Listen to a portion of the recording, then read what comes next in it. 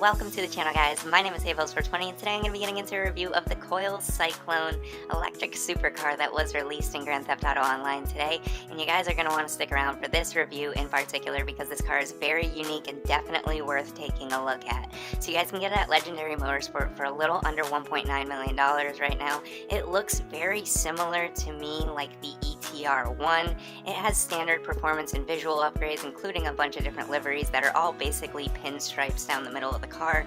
There isn't a turbo upgrade, though this is not going to matter whatsoever, and it does, oddly enough, have a rear exhaust even though it's an electric car, so I don't know if that's an oversight by Rockstar, but it certainly seems kind of out of place.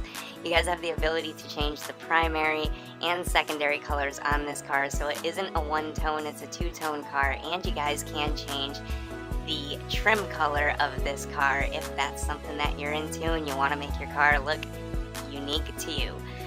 So this car's acceleration stats after you fully upgrade it are completely deceptive and extremely deceptive if you're not familiar with electric cars and torque involving electric cars. So basically, electric cars have the ability to utilize 100% of their torque at 0 RPMs, so they can maintain and begin instantly with an instant maximum amount of torque right away, whereas a gas-powered car is going to start out with very low torque, and as the car starts to gain momentum, the torque is going to also gain momentum, so it's going to take a little bit of time to reach maximum torque. So this car in particular, I should say, and electric cars in general, have the ability to produce instant torque.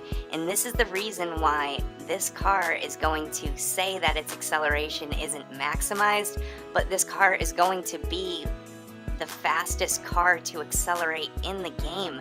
This car against the Wagner just absolutely destroys it in a race on the airport. Of course, the Wagner does have a higher top speed, so eventually it will catch up if you have an extremely long straightaway, but barring that very long straightaway, it seems like this electric supercar is the way to go because it just absolutely accelerates insanely quickly.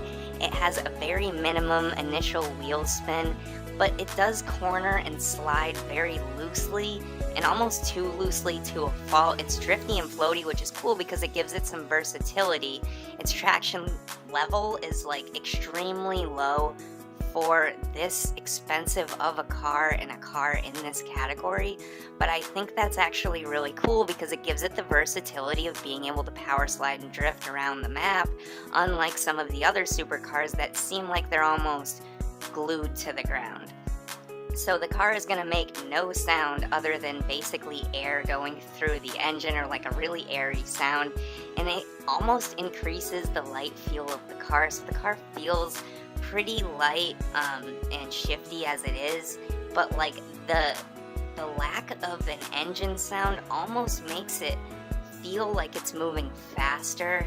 It's very weird. Its top speed is going to be lower than that of other cars like the Wagner, like the Tyrus cars like that, the XA21, but the car is going to accelerate so fucking quick that it is going to be up to you whether or not you think that it's actually worth it to go out and spend more money on a car that has a higher top speed but takes quite a bit longer to get up to that top speed.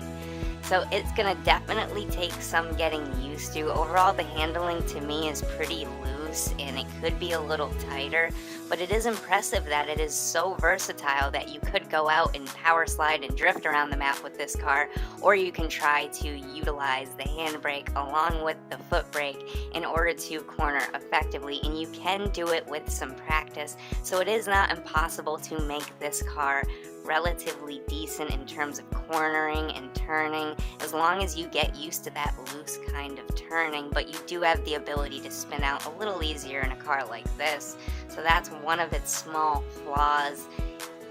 Overall for me, guys, this was an extremely enjoyable experience to drive this car. At first I was like really confused that Rockstar actually made the torque relative to the way it should be with an electric car like this, and it is definitely worth going out and taking a look at this car and maybe even buying this car. I would certainly look into it if that's something that you're into. If you love that badass acceleration, then this car could fucking be for you. And it seems like a purchase that I won't validate because everything in the game is overpriced, but I will say this is by far one of the best values in terms of the supercars, given the punch that it gives right off the bat with that instant torque. So I'd love to know what you guys think about this car. Will you guys be buying this car? Do you think it's something that you guys like, or is that lack of the engine noise and that loose handling a little too much for you at that price point?